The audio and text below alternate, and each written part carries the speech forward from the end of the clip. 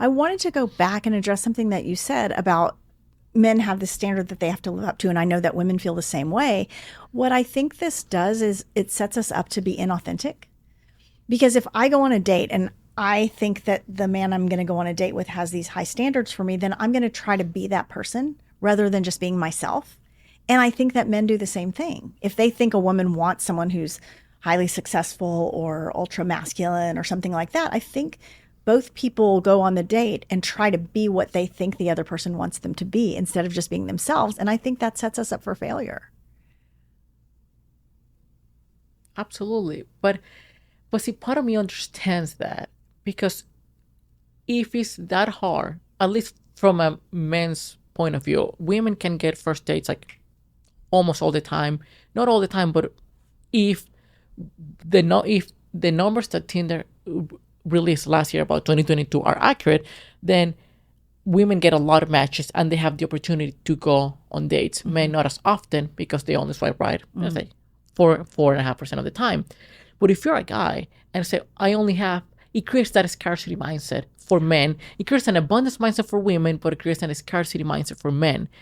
For a lot of men, because like, if I swipe right, people say it's a numbers game. But if I swipe right like 20, 30, 50 times and I only got one or two, then I need to hold on to that as much as I can. Yeah, that makes sense. And creates that, authenticity that you talk about. Yeah.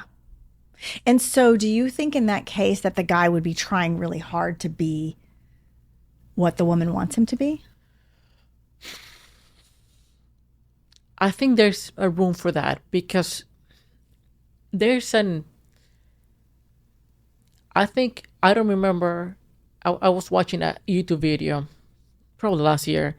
They were either interviewing the psychologist on a podcast or she was giving a TED Talk. I don't remember quite well, but she was talking about this study of 2,000 people that they gather between men and women. And they ask them, what would the other person need to have, or what would you need to see on the first date in order for you to go on a second date with a person? Great question. Excellent question, right? Because it gives the other person, it gives you clarity exactly what you're looking for. Yeah. For the guys, there was like top 3 answers. Like, I need to be somewhat attracted to her.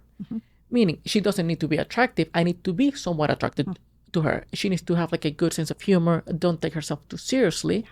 And number 3, be kind, be respectful. You just treat people with respect. For women, though, they had this, and this person, this psychologist is a woman. She had like a long list of 100 different things, whether they had to have long hair or short hair or wearing a khakis or doing this or all these crazy things, right? And I think when you have an abundance mindset, you feel that you can be pickier because you want the best of the best.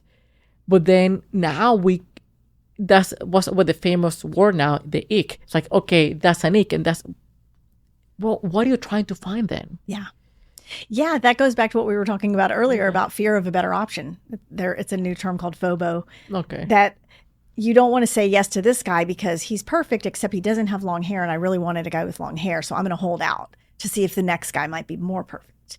And so we just keep going down the line and trying to find somebody that's more perfect. And I think it sets everybody up for failure.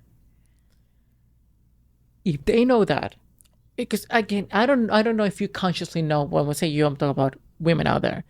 If you consciously know that, or even if you don't, but you realize that whatever you have done hasn't worked, why is it so hard for people, in some cases, both men and women, to change and to adapt? Say, okay, let me try something else. Let me lower your standards. Feels like you're settling. Mm-hmm. But if you have unrealistic expectations, high standards, then you're never going to find that person. Yeah.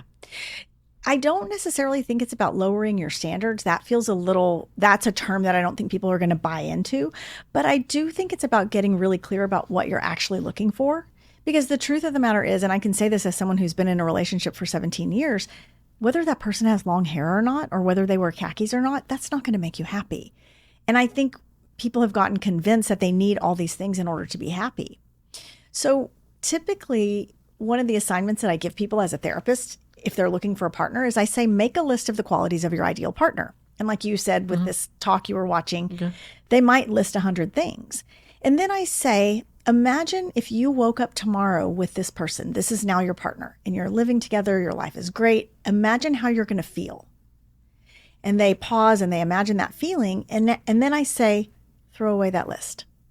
Because whatever's on that list isn't the important thing. It's that feeling that you get with this person that's important. And that's what you're looking for on a date. What's up, everyone? If you enjoyed that, then press here to watch the full unedited episode. And don't forget to subscribe. I'll see you next time.